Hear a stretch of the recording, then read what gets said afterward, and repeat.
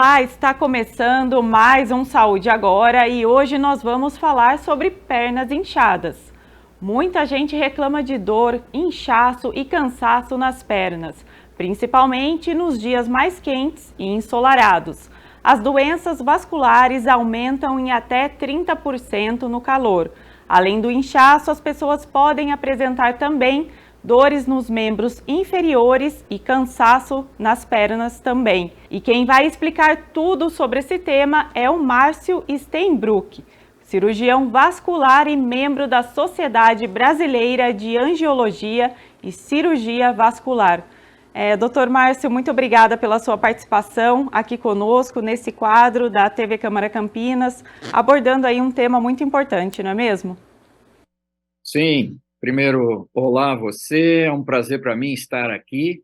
Olá a todos que nos assistem também. E vamos tentar esclarecer todas as dúvidas que forem possíveis nesse tempo que nós temos. Exatamente, doutor. Para a gente começar, por que as pernas elas incham e doem tanto assim no calor, né? Nessa época aí que a gente já vai começar, né? Os dias ficarem ainda mais quentes.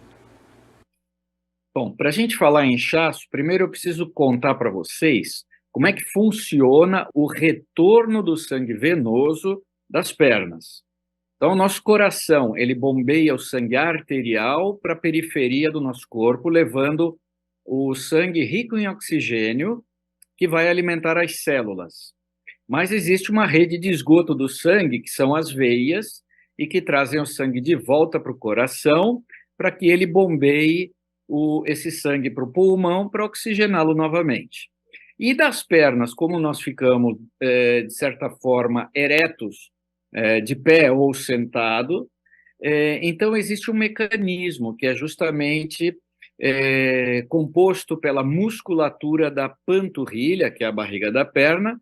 Conforme caminhamos, essa musculatura bombeia o sangue para cima, porque para baixo o sangue não volta por conta de válvulas que existem lá, e com isso ele vai subindo. E infelizmente não existe uma bomba de sucção do coração, então nós temos que bombear esse sangue de baixo para cima, o que constitui o nosso segundo coração, ou o coração das pernas, né?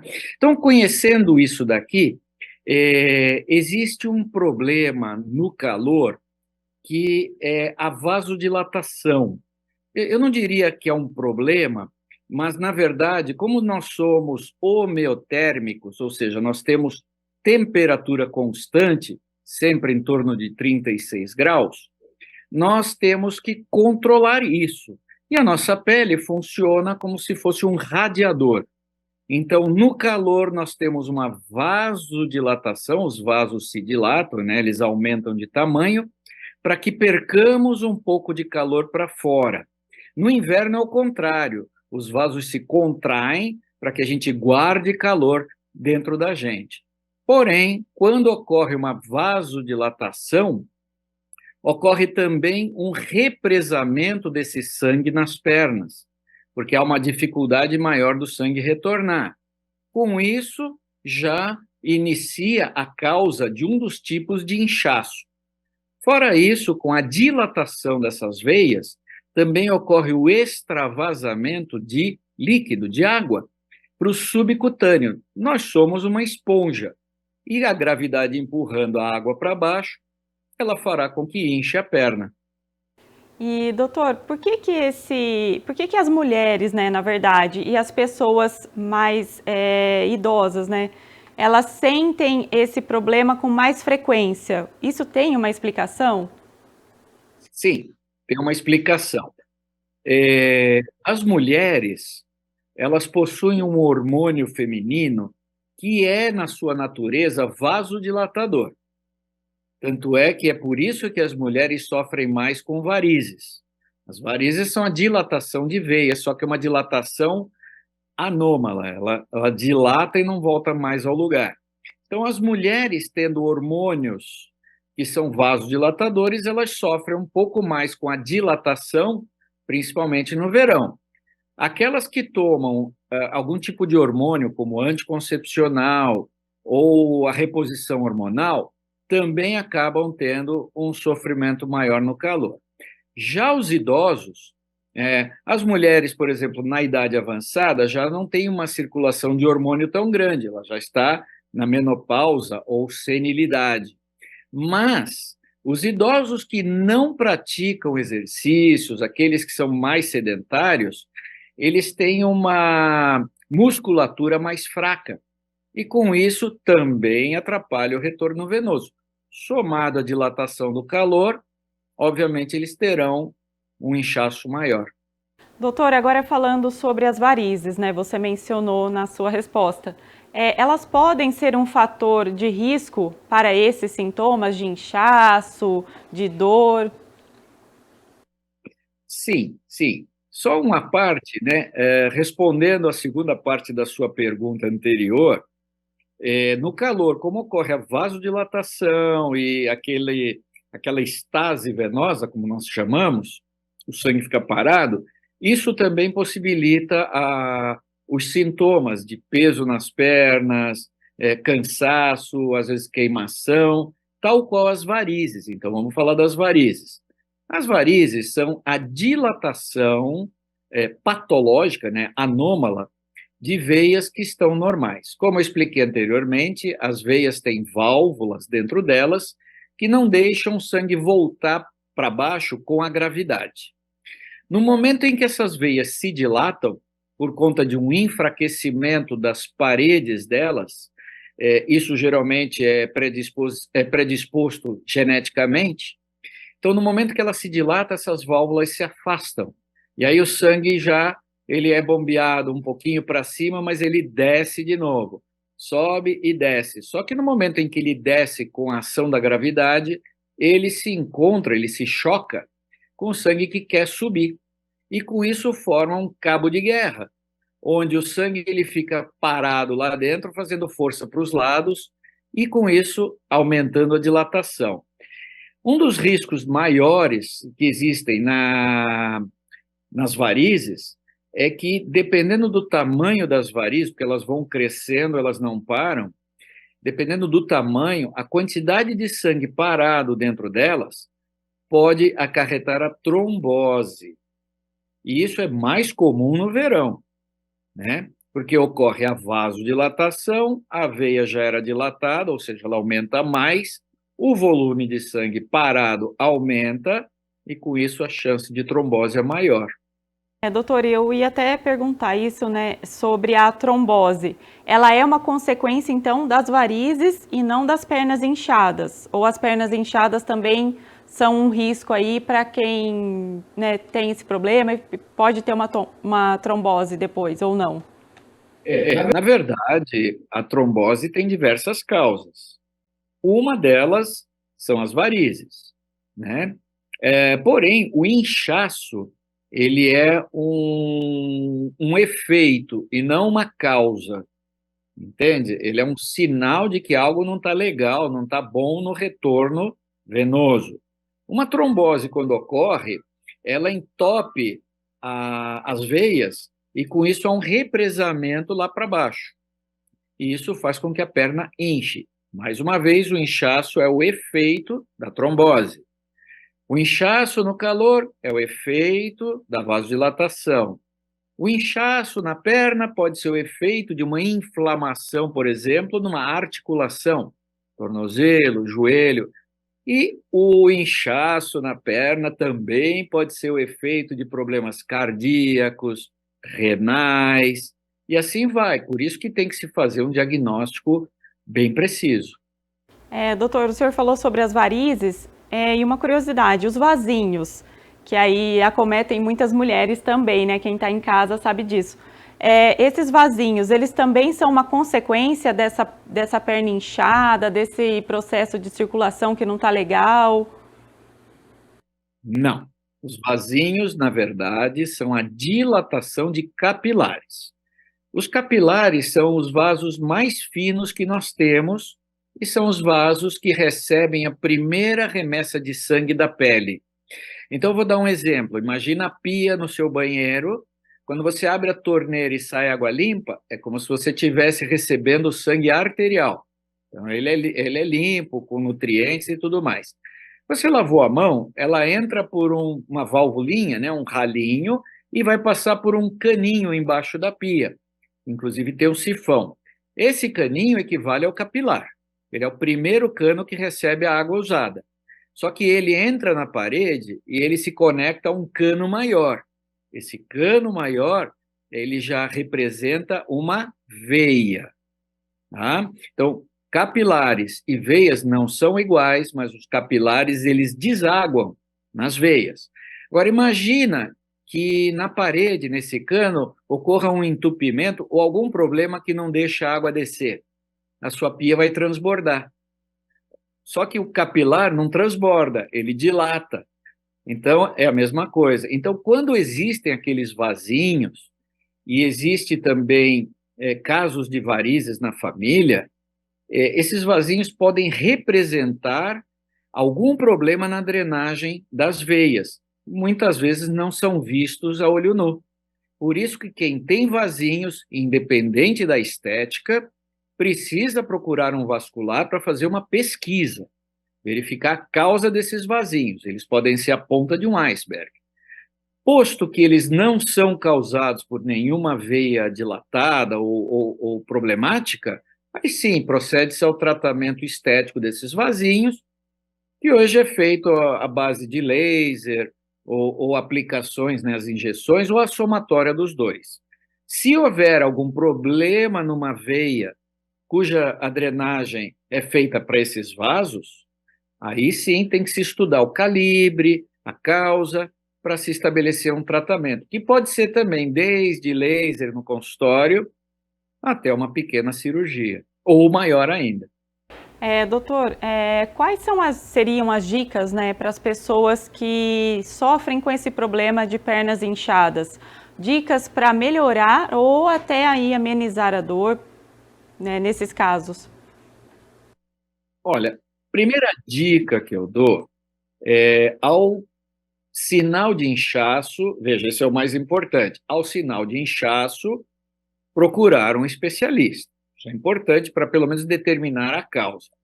Agora, conselhos que a gente pode dar, um deles é diminuir a ingesta de sal. O sal, ele faz com que a gente acumule mais água no organismo. Acumulou mais água no organismo, obviamente, como eu expliquei antes, nós somos uma esponja, essa água vai descer com a gravidade. Isso vai facilitar o inchaço. Outra coisa muito importante são as comidas leves, né? A gente tem que dar, vamos dizer assim, uma força ao uso de vegetais, verduras, frutas, porque além deles alimentarem a gente, eles também possuem pouco sódio, né? Pouco sal, fazendo com que haja um equilíbrio da quantidade de água no organismo. Outra coisa muito importante é estimular o retorno venoso. Como é o bombeamento da panturrilha que empurra o sangue, então caminhadas frequentes são muito bem-vindas, né? Então aquele indivíduo que viaja para a praia, opa, vou curtir o verão, é importante que faça caminhadas. Andar na areia, fazer aquelas caminhadas são maravilhosas.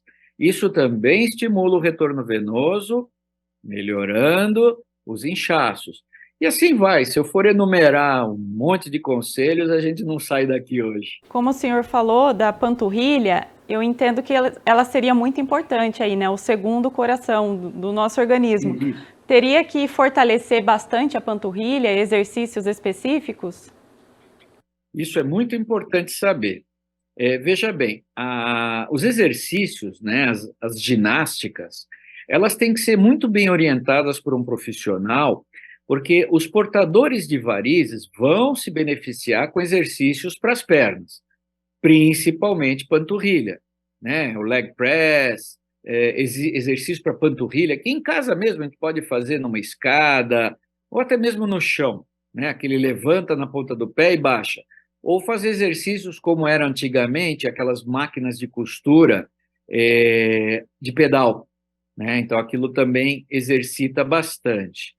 Então, agora tem que tomar um pouquinho de cuidado com o excesso da musculação, que às vezes fazer muito esforço com os braços ou abdômen, sem orientação, você pode aumentar a pressão dentro do abdômen E isso, somado à gravidade, poderá piorar varizes. Agora, causar varizes, não.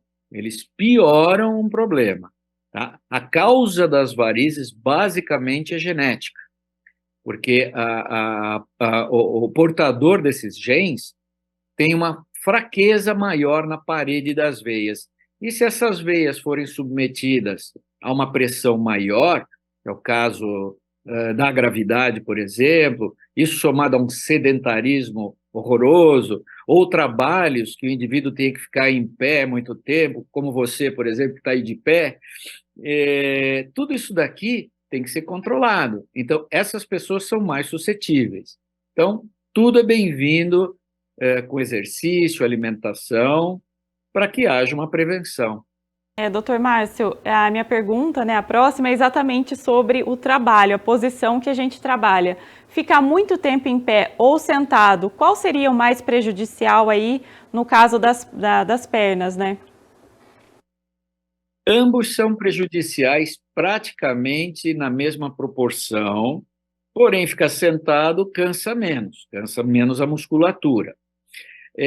Com a pandemia, o pessoal começou a fazer home office, né? E quando a gente trabalha em casa, aqueles que se dedicam muito ao trabalho, eles acabam esquecendo da vida.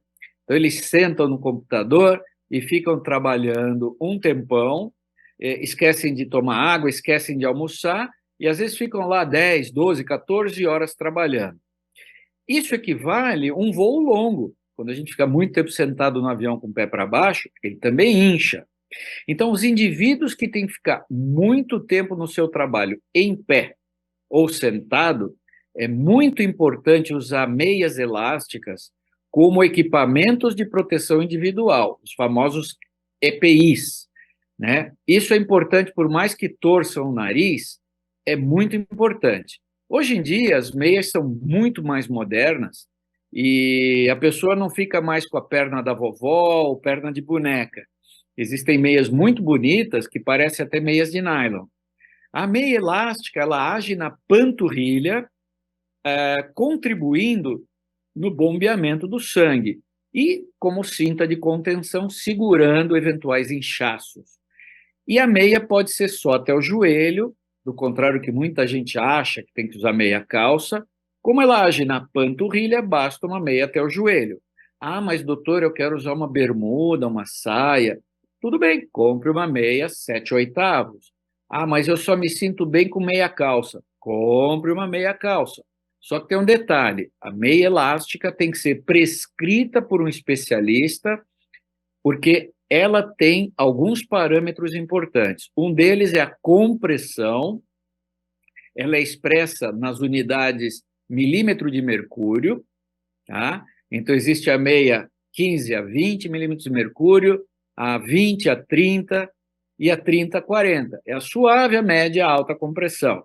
Só quem sabe a compressão adequada é o profissional especialista. Segundo detalhe é tamanho. Não adianta chegar numa loja e falar, eu queria a meia daquela marca famosa, e qual tamanho a senhora quer? Ah, não sei, eu calço 38, me dá um médio. Ah, não, eu sou meio gordinha, me dá um G. Isso está errado. Tem que tirar as medidas corretamente para saber qual é o tamanho.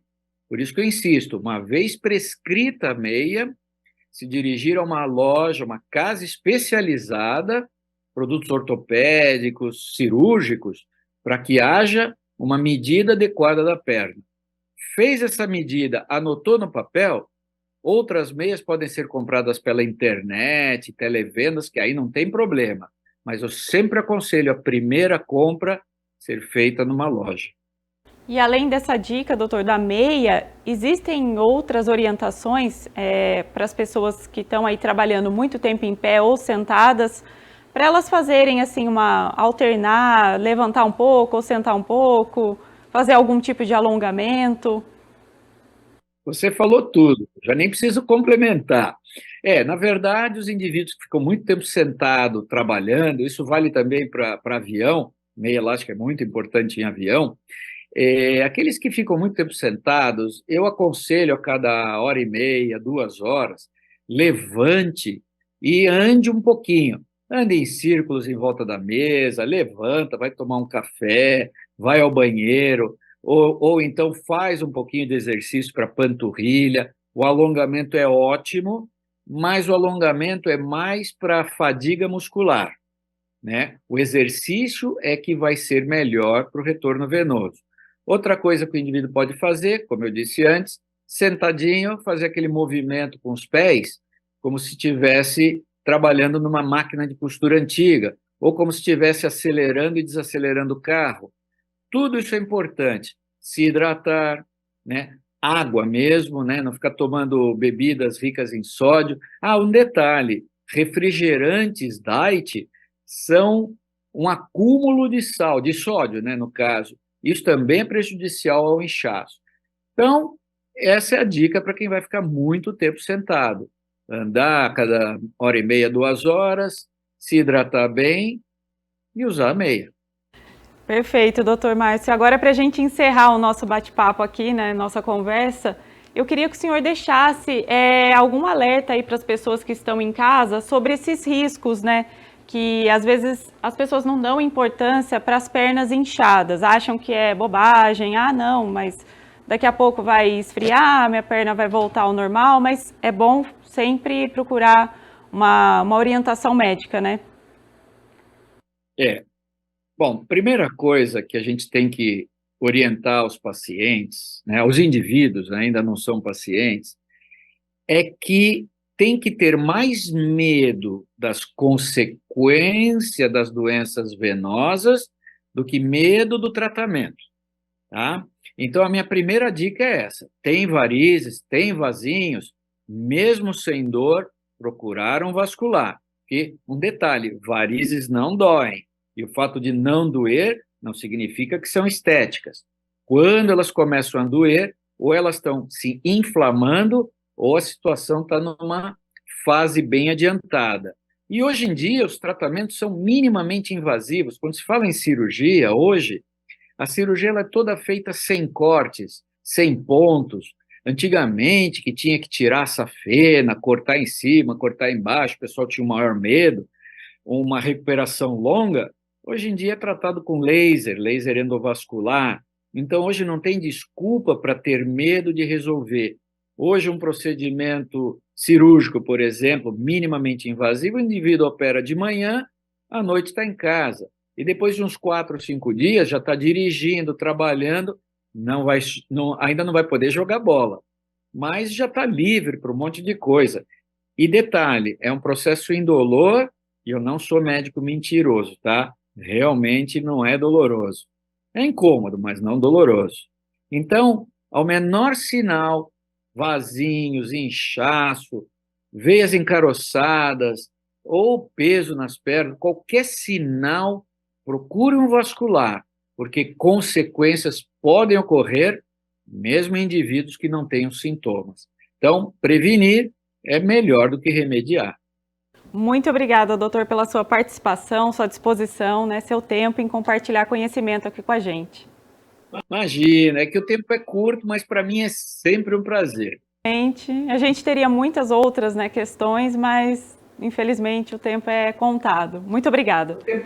O tempo é curto, mas quem quiser saber mais alguma coisa, pode entrar nas minhas redes sociais. O meu Instagram é o @livre de varizes. Muito fácil de guardar, tudo junto. O site é o www.livredevarizes.com.br.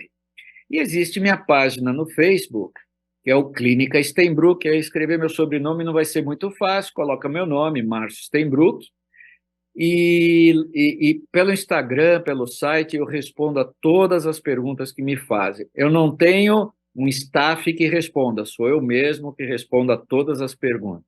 Ah, que bacana. Dica interessante, então, para o pessoal que está em casa acompanhar o Dr. Márcio nas redes sociais também. Obrigada, doutor. Eu que agradeço a oportunidade. Obrigada também pela sua companhia. Você pode conferir esse nosso quadro e outros da nossa programação no YouTube da TV Câmara Campinas e também não se esqueça de nos acompanhar nas redes sociais. Até o próximo Saúde Agora!